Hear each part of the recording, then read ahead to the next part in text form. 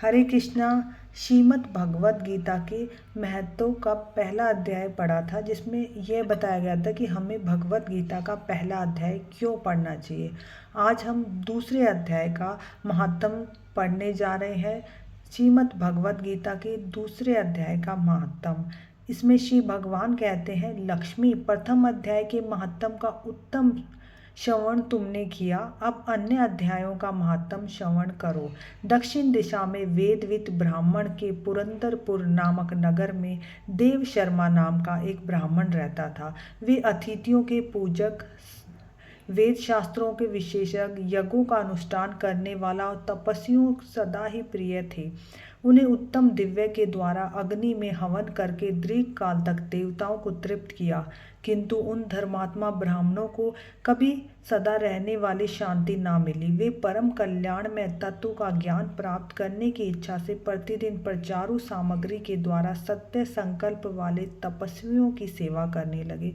इस प्रकार शुभ आचरण करते हुए उन्होंने बहुत समय बिता दिया। तदंतर एक बार पृथ्वी पर उनके समक्ष एक त्यागी महात्मा प्रकट हुए। वे पूर्ण अनुभवी, नासिका के अग्रभाग पर दृष्टि रखने वाले थे तथा शांत चित्त थे। निरंतर परमात्मा के चिंतन में लगे होने से वे आनंद विभोर रहते थे। देव शर्मा ने उस नित्य संतुष्ट तपस्वी के शुद्ध भाव से प्रणाम किया और पूछा, महात्मा, मुझे शांतिमय स्थिति कैसे प्राप्त होगी? तब उन आत्मज्ञानी संत ने देव शर्मा को सोपुर गांव के निवासी मित्रवान का, जो कि बकरियों को चरवाहा था, परिचय दिया और कहा, वही तुम्हें उपदेश देगा।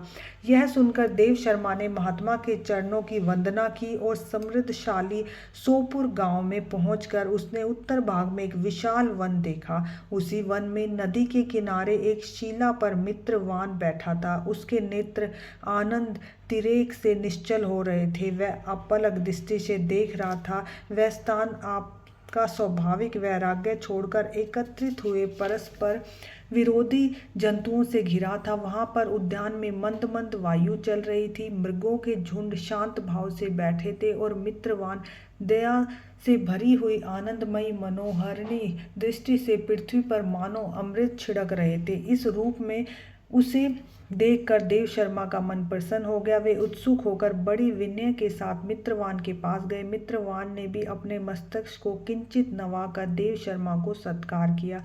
तदंतर विद्वान देव शर्मा अनन्य चित्त से मित्रवान के समीप गए और जब उसका ध्यान का समय समाप्त हो गया, उस समय उन्होंने अपने मन की बात पूछी। महाभाग, मैं आत्मा का ज्ञान प्राप्त करना चाहता हूँ। मेरे इस मनोरथ की पूर्ति के लिए मुझे किसी ऐसे उपाय का उपदेश दीजिए जिसके द्वारा सिद्धि प्राप्त हो जाए। देव शर्मा की बात सुनकर मित्रवान एक क्षण तक कुछ विचार किया। उसके बाद इस प्रकार का, विद्वान, एक समय की बात है, मैं वन के भीतर बकरियों की रक्षा कर रहा था। इतने में एक भयंकर व्याघ्र पर मेरी दृष्टि पड़ी, जो मानो सबको ग्रास लेना चाहता था। मैं मृत्यु से डरता था, इसलिए व्याघ्र को देखकर बकरियों के झुंड आगे करके वहां से भाग चला, किंतु एक बकरी तुरंत ही सारा भय छोड़कर नदी के किनारे उस बाघ के पास बेरोक चली गई। तो भी व्याघ्र ने द्वेष छोड़कर चुपचाप खड़ा हो गया। इसे अवस्था में देखकर बकरी बोली, व्याघ्र, तुम्हें तो अभिष्ट भोजन प्राप्त हुआ है।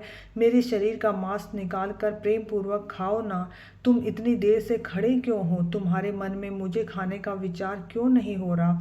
व्याघ्र बोला, बकरी, इस स्थान पर आते ही मेरा मन से द्वेष का भाव निकल गया। भूख प्यास भी मिट गई, इसलिए पास आने पर भी अब मैं तुझे खाना नहीं चाहता।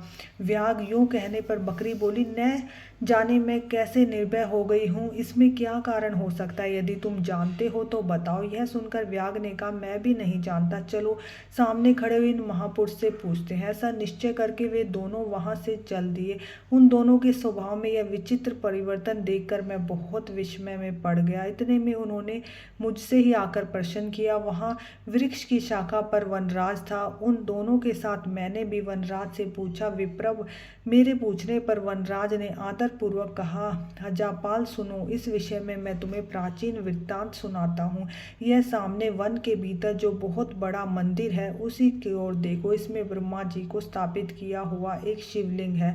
पूर्व काल में यहाँ सुशर्मा नाम का एक बुद्धिमान महात्मा रहते थे, जो तपस्या में संलग्न होकर इस मंदिर में उपासना करते थे। वे वन में से फूलों का श्रृंगार कर लेते और नदी के जल से पूजनीय भगवान शंकर को स्नान करा के उन्हीं से उनकी पूजा किया करते थे। इस प्रकार आराधना का कार्य करते हुए सुशर्मा यहाँ निवास करते थे। बहुत समय के बाद उनके समीप किसी अतिथि का आगमन हुआ। सुशर्मा ने भोजन के लिए फल लाकर अतिथि को अर्पण किया और कहा, विद्वान, मैं कल तत्व ज्ञान की इच्छा से भगवान शंकर की आराधना करता हूँ।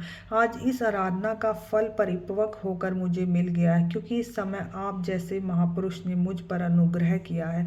सुशर्मा के मधुर वचन सुनकर तपस्या के धनी महात्मा अतिथि को बड़ी प्रसन्नता हुई। उन्हें एक शिलाखंड गीता का दूसरा अध्याय लिख दिया और ब्राह्मण को उस पाठ और अभ्यास के लिए आज्ञा देते हुए कहा, ब्राह्मण, इससे तुम्हारा आत्मज्ञान संबंधी मनोरथ अपने आप सफल हो जाएगा। यूं कहकर बुद्धिमान तपस्वी सुशर्मा के सामने ही देखते देखते अंतर्ध्यान हो गए। सुशर्मा विस्मित होकर उनके आदेश के अनुसार निरंतर गीता के दूसरे अध्याय का अभ्यास करने लगा। तदंतर दीर्घ काल के पश्चात अंतःकरण शुद्ध होकर उन्हें आत्मज्ञान की प्राप्ति हुई।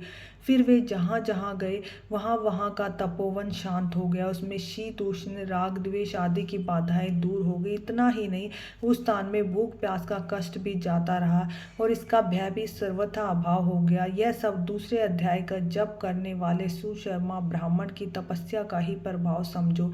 मित्रवान कहता है, वनराज, ये कहने पर मैं प्रसन्नतापूर्वक बकरी और बाघ के साथ उस मंदिर की ओर गया। वहां जाकर शिलाखंड पर लिखे हुए गीता के दूसरे अध्याय को मैंने देखा और पढ़ा। उसी की आवृत्ति करने से मैंने तपस्या का पार पा लिया। अतः भद्र पुरुष, तुम भी सदा दूसरे अध्याय की आवृत्ति किया करो। ऐसा करने पर मुक्ति तुमसे दूर नहीं रहेगी। श्री भगवान कहते हैं, हे प्रिय मित्रवान के इस प्रकार आदेश देने पर देव शर्मा ने उसका पूजन किया और उसे प्रणाम करके पुरंदरपुरी की राह ली। वहाँ किसी देवालय में पूर्वोक्त आत्मज्ञानी महात्मा को पाकर उन्होंने यह सारा वृत्तांत निवेदन किया। सबसे पहले उन्होंने उन्हीं से द्वितीय अध्याय को पढ़ा। उनसे उपदेश पाकर शुद्ध अंतकरण वाले सुशर्मा प्रतिदिन बड़ी श्रद्धा के साथ दूसरे अध्याय का पाठ करने लगे। तब से उन्होंने परम पद को प्राप्त कर लिया। लक्ष्मी, यह दूसरे अध्याय का उपाख्यान मैंने कहा। हरे कृष्ण।